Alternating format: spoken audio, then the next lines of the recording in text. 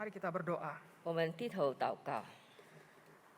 Bapa di dalam surga, bukalah mata dan telinga kami, 天父上帝，打开我们的心眼，我们的心耳， supaya ketika kami membaca firman-Mu Tuhan, kami juga sungguh-sungguh mendengarkan suara Tuhan. 但愿当我们读你的话语的时候，我们也真正的聆听你的话语。 Hangatkanlah juga hati kami supaya hati kami juga menginginkan untuk melakukan kebenaran firman Tuhan dalam hidup kami. 求你帮助我们，让我们的心可以归向你，让我真正的渴慕你的话语。 Berikan kami sukacita di dalam mendengarkan firman-Mu. 主啊，给我们一个喜乐的心，在我们聆听你的话语的时候， Sukacita yang membawa kami kepada keinginan-keinginan yang besar untuk menghidupi firman itu dalam hidup kami hari 让我们 lepas 有一 hari. 个大大的喜乐，让我们愿意主啊，活出你的话语来， Hingga kami sungguh menjadi pelaku-pelaku firman Tuhan yang hidup. 让我们可以成为主啊，你的真正的活跃的一个见证人。 Tuhan tolong hamba-Mu yang penuh dengan keterbatasan ini. 主啊，求你帮助你的使女，也受限的使女， Supaya hanya kebenaran firman Tuhan saja yang dinyatakan. 但愿单单主你的话语被彰显。 Di dalam nama Tuhan Yesus kami berdoa. 我们奉靠主耶稣基督圣名祷告，阿门。 Silakan duduk Bapak Ibu Saudara-saudara. Selamat pagi. 大家早安， Saya senang sekali bisa bersama-sama dengan Anda di sini. 我非常高兴可以与大家一起来敬拜神。 Setelah hampir 2 tahun, saya baru inilah keluar kota lagi untuk berkhotbah. 但愿已经将近2年的时间，今天我才真正的有离开我那个地方出外来讲道。 Hampir 2 tahun tidak naik pesawat, baru kali inilah saya naik pesawat dan disambut dengan hujan deras di kota Medan. 但愿就是大概已经2年我没有搭飞机，这一次我搭飞机下大雨。 Sebelumnya saya orang yang sering kali terbang, saudara. 之前我是常常飞来飞去的， Karena saya juga studinya pulang pergi antara Jakarta dengan Manila. 所以我也我在读书的过程中，也是在雅加达、马尼拉那里的来往。 2 tahun tidak terbang, saya hampir lupa apa rasanya deg-degan dengan terbang. 所以已经2年了，这一切都停顿。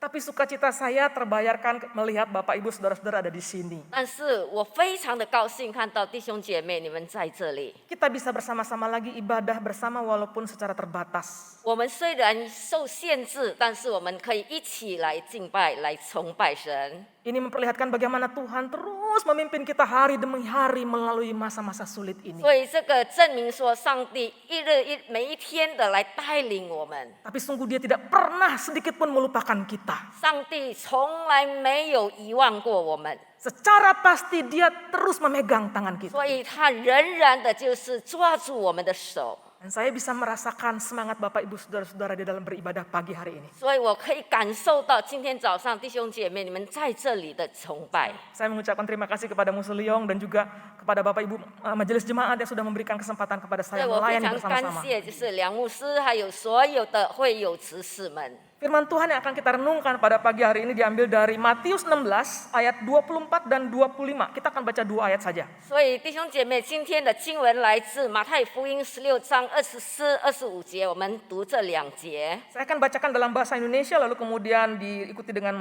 membacanya dalam bahasa Mandarin. 就是传道先用印尼文来读，然后我们继续会用中文来读。 Matius 16 ayat 24 dan 25 demikian firman Tuhan. Lalu Yesus berkata kepada murid-muridnya, setiap orang yang mau mengikut aku, ia harus menyangkal dirinya, memikul salibnya, dan mengikut aku. Karena barang siapa mau menyelamatkan nyawanya, ia akan kehilangan nyawanya. Tetapi barang siapa kehilangan nyawanya karena aku, ia akan memperolehnya. 马太福音16章24、25节。于是耶稣对门徒说：“若有人要跟从我，就当舍己，背起他的十字架来跟从我。因为凡要救自己生命的，必丧掉生命；凡为我丧掉生命的，必得着生命。” Saudara, dalam dunia kita ada banyak kata-kata yang dulu punya makna tertentu, tapi sekarang bisa berbeda maknanya dalam penggunaannya sekarang. 弟兄姐妹，在我们的世界里有很多的句子，曾经是有一定的含义，但现在使用上意思已经不同了。 Saya akan berikan 1-2 contoh. 我会举1-2个例子。 Contoh kata gila. 所以我举一个例子，就是“疯”这个字。 Gila itu artinya tidak waras. 疯意思就是不正常， Orang yang mengalami gangguan jiwa dengan kata lain seringkali disebut sebagai gila. 就是一个人在他的神经有一些干扰，他被称为疯子。 Tapi anak muda sekarang kalau melihat sesuatu yang hebat, yang luar biasa, maka dia mengatakan gila, bagus banget. 但是现在的年轻人，如果他看到某样事情非常精彩、非常非凡的时候，他会说神经病。 Senjingping ya. Ada satu kata lagi saudara, 所以还有另外一个字眼， kata pecah. 就是破这个字眼。 Dulu kata pecah itu artinya sebagai tercerai-berai atau terbelah. 以前破这个字眼的意思就是东西已经散落了，已经撕裂了。 Sekarang penggunaannya sudah lebih luas dari itu. 但是现在这个它的用词已经更广泛了。 Minggu lalu saya memimpin sebuah KKR kaum muda. 所以上周我带领一个青年团契， Saya melihat yang memimpin acara, pemimpin worship leadernya tuh sangat bagus dan berbakat sekali. 所以我看到那个就是领会的那个人，他带领的那个会议非常的好。 Jadi setelah selesai ibadah, saya menemui pemimpin acara ini. 所以那个散会之后，我就去见那个就是领会的人。 Lalu saya mengatakan kepada dia, wah kamu memimpinnya pecah banget. 所以我告诉他说：“哇，你今天带的非常的破。” Pecah di sini artinya bukan terbelah-belah saudara. 所以在这里的破，并不是散裂或者是撕裂， Artinya dia memimpin bagus sekali. 意思就是说他带领的非常的好。 Saudara, sebagian perubahan-perubahan kata ini disebabkan oleh media sosial. 所以弟兄姐妹，其中这实际的变化是由于社交媒体的原 Jadi 因。 media sosial itu punya andil yang kuat sekali untuk membuat banyak kata itu berubah makna. 所以在社交媒体的影响之下，很多的那个实际的含义已经变了， Entah maknanya menjadi sempit atau entah maknanya menjadi luas. 要么它会变成更狭窄，或者它变成更广泛了， Atau bisa juga maknanya benar-benar berbeda artinya. 或者是它的含义真正的是已经不同了。 Dan bahasa media sosial ini sudah memengaruhi pemaknaan bahasa kita sehari-hari. 所以在社交媒体里面的那个语言已经影响了我们的生活的。 Di media sosial, kata like itu tidak benar-benar bahwa kita menyukai postingan itu, saudara. 所以在社交媒体里面，那个赞并不代表说我们真正的喜欢， Itu tidak benar-benar kita betul-betul menikmati foto itu atau video itu. 所以不代表说我们真正的非常欣赏他的图画、他的照片或他的那个视频。 Like di dalam media sosial itu artinya ya saya sudah lihat, sudah. 所以我们给一个赞，表示说我已经看过了。 Kita tahu kata friend atau teman itu artinya orang yang dekat sama kita dan kita mengenal dia dengan baik. 所以我们知道“朋友”这个词句，意思就是我们与他有很密切关系，我们非常了解他的人。 Tapi dalam media sosial kata friend itu adalah hanya sebuah daftar nama-nama. 但是在社交媒体里面，“朋友”这个意思说只是在你的名单里面的那个一个罢了， Tidak lebih dari itu. 没有多余的那个。 Bahkan kalau Anda punya friends-nya 1000, mungkin Anda hanya kenal 50 orang saja. 所以如果你在社交媒体里面有1000个朋友，也许你真正认识的只有50个。 Di media sosial ada kata follower. 然后在社交媒体里面有一个追踪的一个字眼， Semua orang yang punya media sosial pasti kepengen punya follower yang banyak. 所以你们在社交媒体里面，你们很希望有很多人追踪你们。 Secara makna follower itu artinya ketika kita mengikuti seseorang dan setia kepada orang itu. 所以实际上，这个追踪的意思就是我们真正的跟随这个人的他的走向。 Atau makna lain adalah ketika kita mempercayai suatu sistem kepercayaan dan kita mengikuti kepercayaan itu. 或者是我们非常相信他的那个一个信仰的制度，然后我们真正的跟随着他， Itulah follower. 那个是真正的跟踪者。 Tapi di media sosial untuk menjadi follower seseorang, kita cukup hanya klik saja kotak yang ada tulisan follow-nya. 但是在社交媒体里面，我们要成为一个跟踪者，我们只是按一下一个按钮。 Arti follower itu hanya sebatas kita sudah klik tombol itu. 所以在这里的跟踪的意思，只是我们已经点那个按钮那个图了。 Iya, sesekali saudara mendapatkan berita tentang orang itu. 没错，也许有时候你会得到有关这个人的消息， Tapi biasanya kita juga tidak peduli, saudara. 但是有时候我们也不会理会他。 Akhirnya kata follow itu sudah menjadi sangat ringan sekali. 所以这个跟踪、跟随这个意思已经非常的轻薄了， Kata follow itu sudah nggak berarti apa-apa. 而且跟随这个意思，这个字眼已经没什么意思了。 Tapi barusan kita membaca kalimat yang sangat kuat sekali, ada kata follow di dalamnya. 但是刚才我们刚刚读了一段的经文，那里告诉我们有关于那个跟随的。 Setiap orang yang mau mengikut aku, ia harus menyangkal dirinya, memikul salibnya, dan mengikut aku. Follow me. 若有人要跟从我，就当舍己，背起他的十字架来跟从我。 Kita harus benar-benar kembali memahami apa yang Tuhan Yesus maksudkan dengan follow me. 所以我们必须要真正的明白、理解主耶稣说“跟从我”这个真正的意思是什么。 Karena artinya bisa sangat berbeda sekali dengan apa yang kita pahami tentang follow. 因为有可能跟我们所理解的这个跟从的意思是有所不同。 Apa arti hidup kita ketika kita menjadi pengikut Kristus? 当我们成为上帝的跟随者的时候，是什么意思？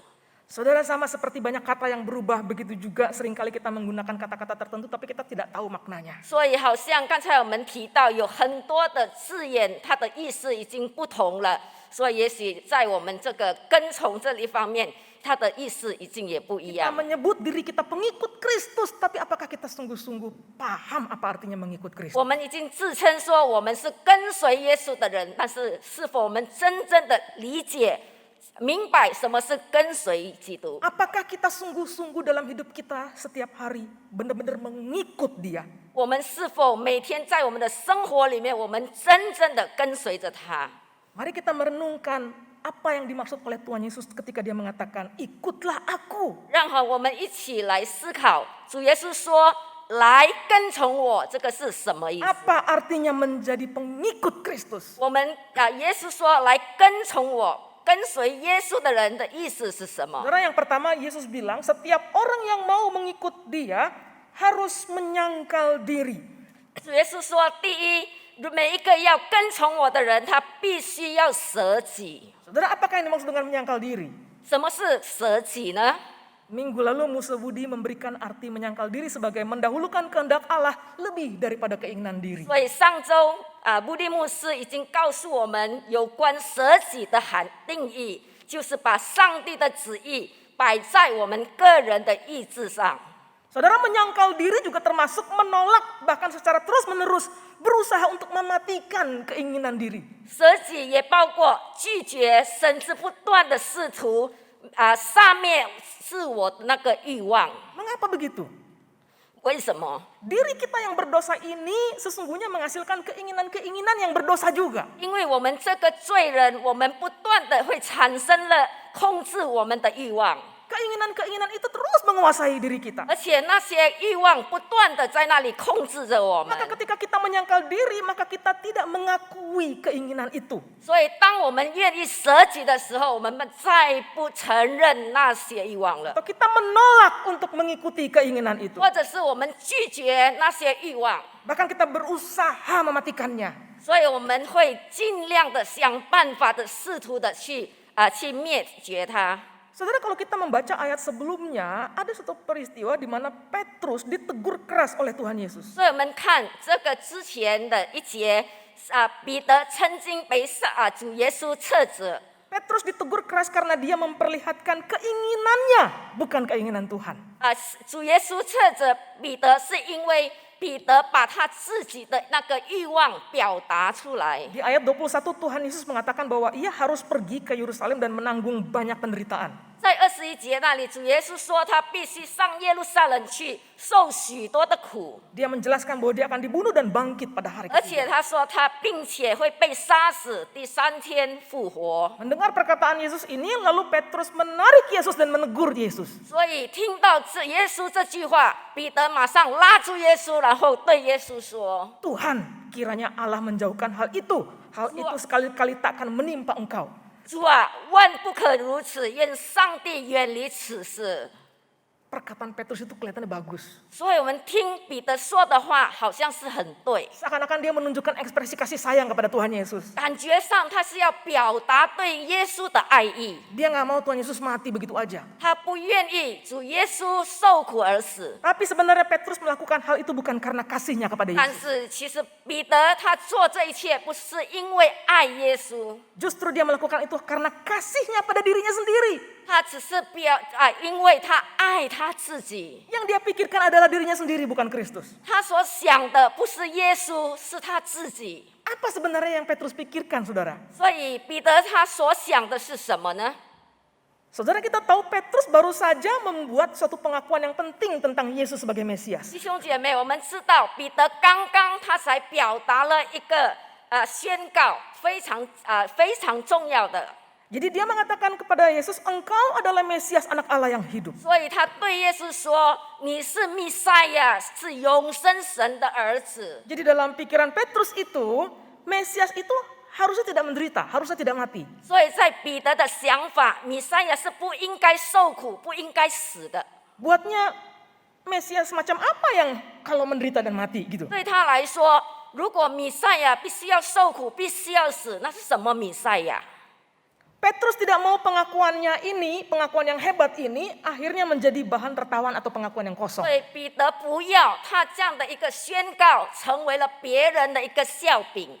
Tapi Tuhan Yesus melihat ke dalam hati Petrus. 但是主耶稣看透了彼得的心， Dia tahu persis mengapa Petrus mengatakan seperti itu. 他了解为什么彼得这么说。 Dan jawaban Tuhan itu sangat keras sekali. 所以主耶稣很严肃的对他说 Get behind me, Satan. Enyahlah iblis, katanya. 撒旦推我后边去吧， Engkau suatu batu sandungan bagiku, sebab engkau bukan memikirkan apa yang dipikirkan Allah, melainkan apa yang dipikirkan manusia. 你是绊我脚的，因为你不体贴神的意思，只体贴人的意思。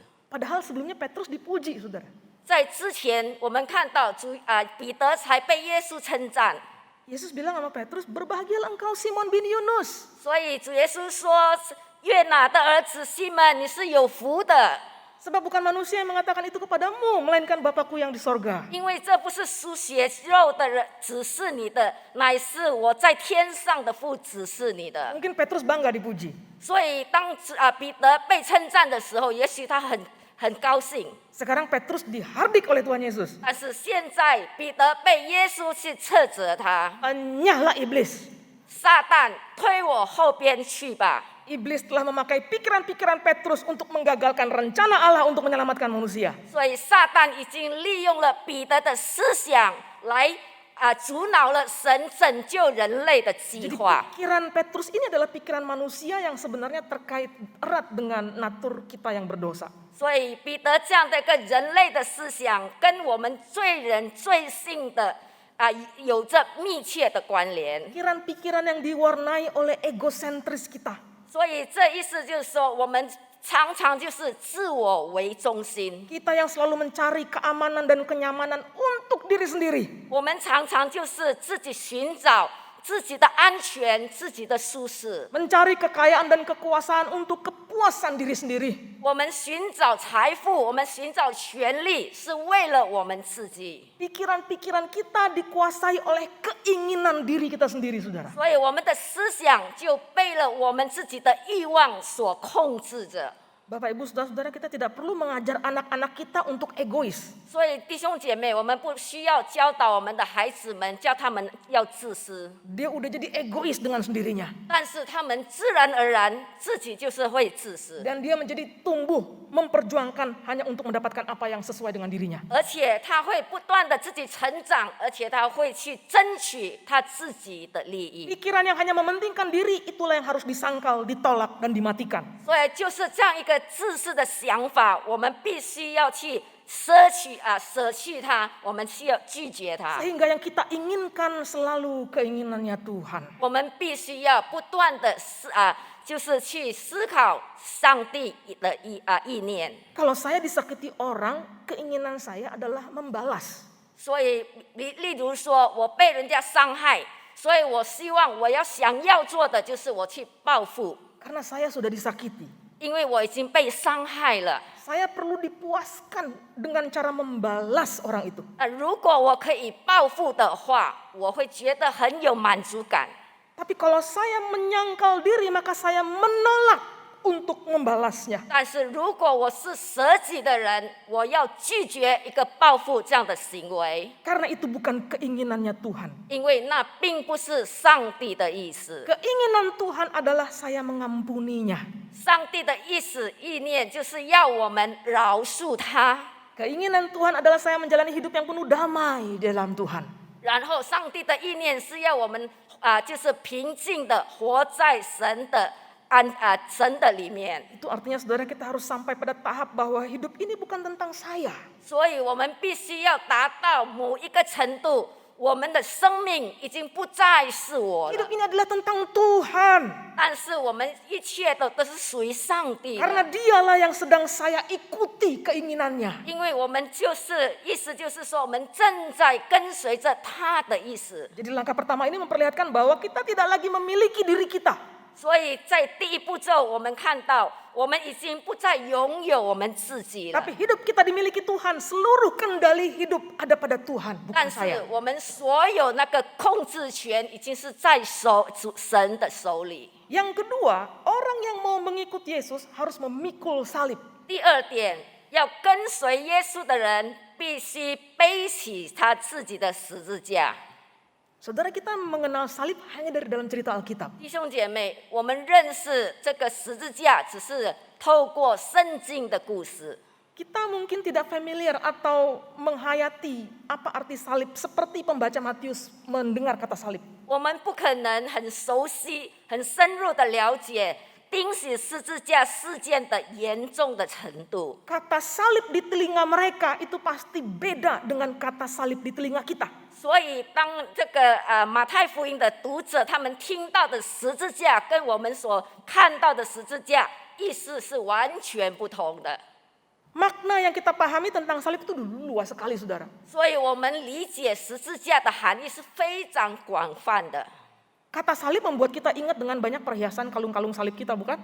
所以我们听到十字架的时候，我们会想到很多珠宝首饰， Orang bisa pakai tato, tandanya salib, saudara. 然后有人可以纹身在他身上，就是纹了一个十字架， Orang membuat berbagai bentuk karya seni dalam bentuk kata salib. 或者他们做了很多艺术品，就是有十字架的形状的。 Tapi murid-murid dan pembaca Matius mendengar kata salib itu tidak punya konotasi seperti yang kita dengar sekarang. 但是马太的那个学生们和那些读者们，当他们听到十字架这个词的时候， Peristiwa penyalipan itu adalah peristiwa yang mengerikan. 所以被钉在十字架是一个很可怕的事件。 Salib itu berarti hukuman yang paling terberat yang dijatuhkan pada seseorang. 十字架意味着对一个人施加的最严厉的一个惩罚， Itu peristiwa yang umum yang mereka lihat pada waktu itu. 这是他们每天所看到的、目睹的那个事件。 Ada ahli yang mengatakan bahwa di zaman sekitar Tuhan Yesus hidup, ada sekitar 30.000 orang yang sudah disalib, saudara. 所以有一些专家说，估计在耶稣在世的那个时代，大约有3万人被钉在十字架上。 Ketika orang mendengar Tuhan mengatakan prinsip mengikut Tuhan adalah memikul salib, mereka langsung terbayang suatu sikap ketundukan yang total, bahkan sampai kematian. 所以当他们听到主耶稣说，跟从我的原则就是要背起十字架，他们马上想到一种完全顺服于死的一个态度。 Karena orang yang disalib akan memikul salibnya dan berjalan menuju kepada kematian. 所以被钉十字架的人将背起他的十字架，走向死亡之路。 Mengikut Kristus bukan berarti berjalan menuju kesuksesan. 所以跟随基督，并不意味着在地位、在物质上走向丰盛和成功， Kita bukan sedang berjalan menuju kedudukan yang tinggi dan kelimpahan materi. 或者是我们在物质上，在很多的那个钱财上很丰盛。 Ini adalah suatu perjalanan penyerahan diri sampai mati. 但是这是一个降服，完全的降服于他。 Dengan demikian memang salib itu adalah lambang penderitaan atau kesusahan yang akan Woi. kita terima dalam kaitannya dengan mengikut Kristus. 换言之，十字架的象征就是将自己真正的愿意受苦，为了跟随他。 Saudara jangan salah mengerti bahwa semua penderitaan dan kesulitan itu adalah pasti salib. 所以弟兄姐妹，我们不要误解说每一个苦难就是背起十字架。 Suatu hari ada seorang ibu meminta saya datang mengunjungi 有 dia. 一天有一个女士，她要求我去探访她， Dia mengatakan hatinya sedang susah. 所以她告诉我说，她心里正在很难过。 Suaminya sudah meninggal beberapa tahun dan dia membesarkan 2 anak remaja yang juga saya kenal. 她的丈夫几年前刚刚过世，她是一个人独立的，就是抚养2个少年人。 Lalu kami ngobrol-ngobrol, saudara. 在我跟她聊的时候， Dia menceritakan bahwa kedua anak remajanya itu sedang dalam keadaan marah dan berontak kepada dia. 她告诉我说，她这2个少年的孩子们正在对她很生气，对她很反感， Dia merasa sedih sekali. 所以她感觉上非常的难 Tapi 过。 setelah ngobrol-ngobrol, saya ternyata menemukan kenapa kedua anak remajanya itu marah kepada 在 dia. 我们聊天当中，我发现为什么他2个小孩会那么的反感， Marahnya itu memang marah sekali, saudara-saudara, sampai mengatakan hal-hal yang tidak baik kepada ibunya sendiri. 所以他们生气到那个程度，对他妈妈说出一些很侮辱的话。 Ternyata kemudian si ibu ini mengakui bahwa dia sedang menjalin relasi yang khusus dengan seorang pria. 原来最后这个妈妈她承认说，她正在跟一个有夫之妇正在交往， Dan pria itu ternyata adalah seorang yang masih berstatus suami orang lain. 所以这个男生是还有太太的， Anak-anaknya yang masih remaja ini menentang apa yang dilakukan oleh 所 ibunya. 以他这2个少年的小孩们非常的抵挡他的妈妈。 Lalu ibu ini setiap hari mendapatkan penghinaan dari anaknya karena 所以 perbuatannya itu. 每天他妈妈就是要承受孩子们对他的那个侮辱。 Lalu yang menarik, ibu ini mengatakan kepada saya demikian. 所以最后很特别的，这个妈妈跟我说 Ya Bu Astri, mungkin ini adalah salib yang harus saya tanggung. 传道，也许这就是我必须要背负的十字架。 Saya bilang, Bu, ini bukan salib, ini 所 dosa. 以我对她说女士们，这不是十字架， Ini konsekuensi dosa. 但是这是你罪恶的一个结果， Ibu harus bertobat. 所以你必须要悔改。 Saudara, memikul salib itu bukan berarti memikul konsekuensi dosa. 所以弟兄姐妹，我们背起十字架，并不意思说我们背起我们罪恶的那个结果。 Rasa sakit yang diterima dari yang diterima dari anak-anaknya ini itu bukan salib.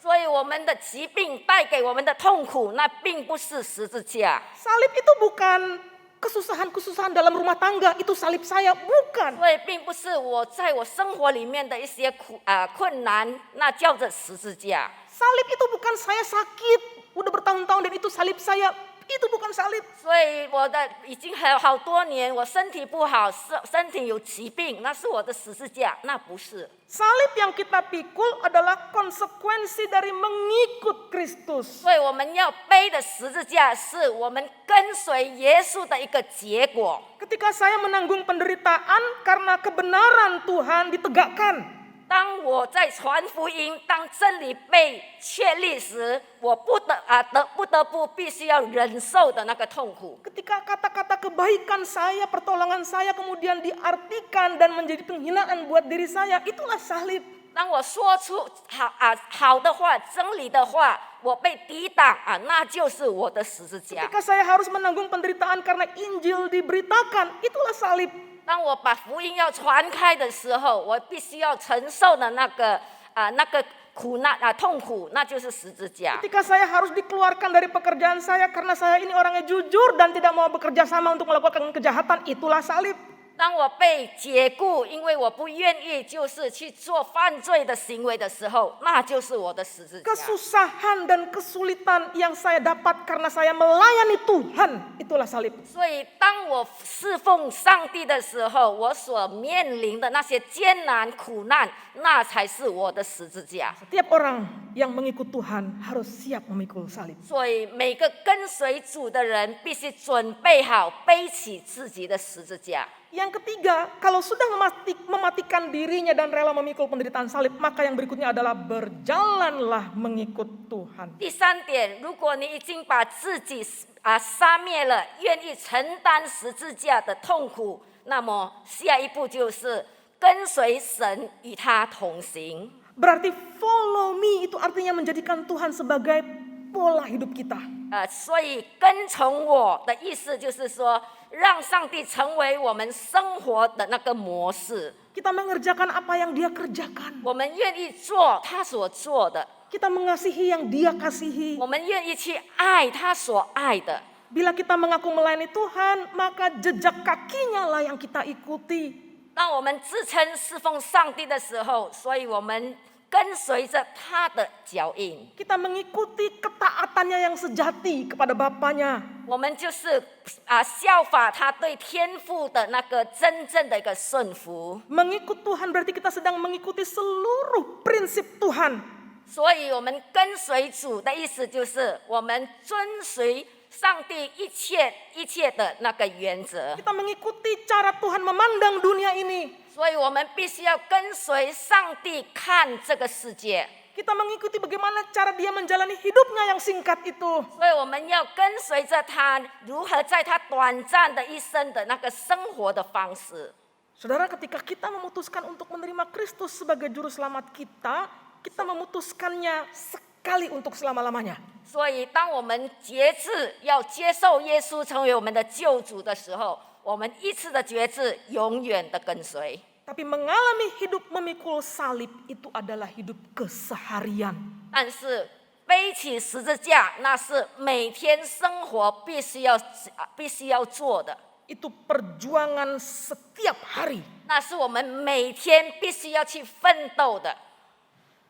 Saudara, di dalam kisah Tuhan Yesus ada dua parade yang besar. 所以我们看在那个哥林多那里有两个很大的游行， Dua parade besar ini pernah Dia lalui.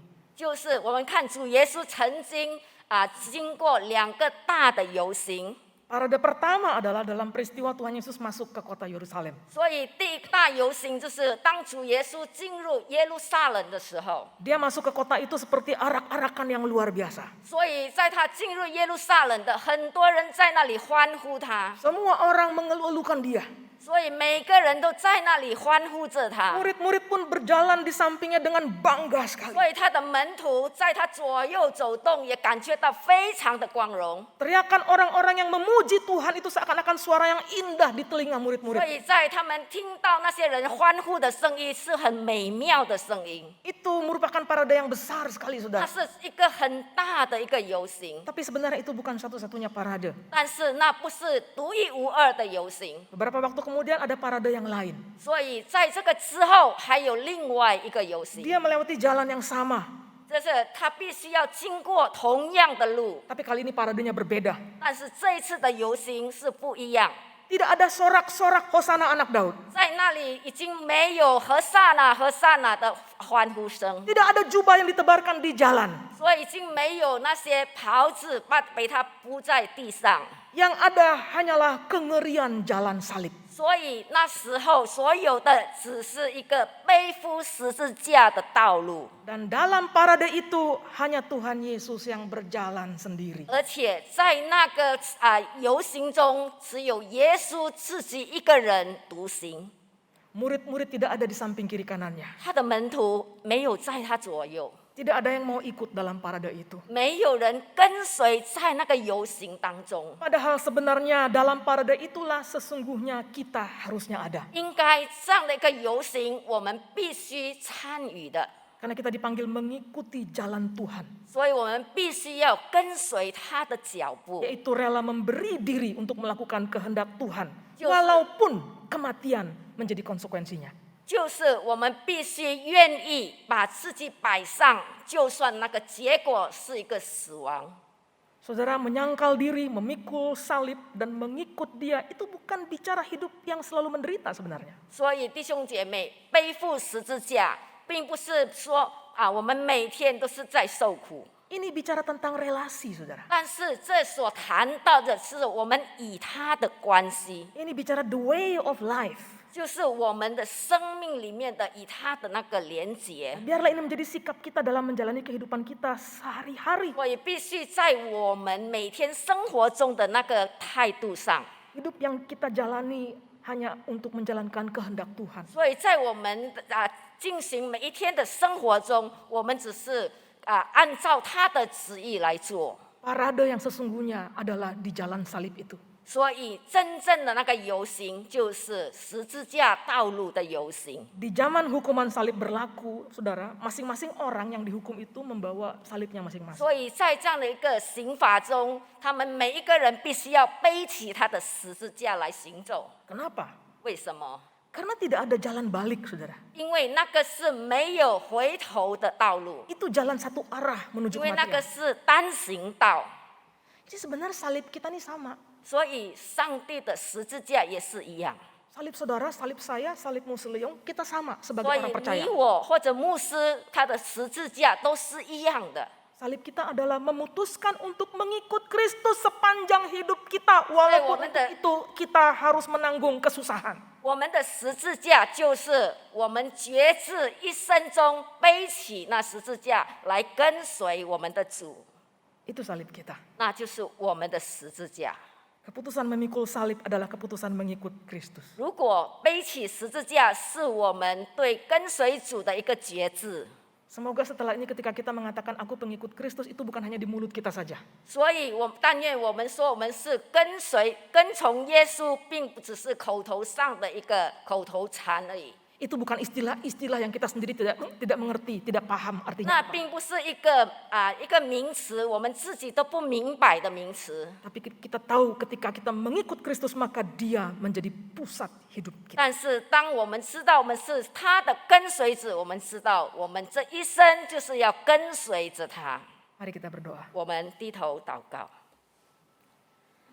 Tuhan tolonglah kami 主啊，求你帮助我们， supaya mata kami hanya memandang kepada Tuhan. 但愿我们的眼睛定睛仰望在你的身上。 Engkau adalah juru selamat kami. 主啊，你是我们的拯救主， Engkau telah memberikan kepada kami hidup yang kekal.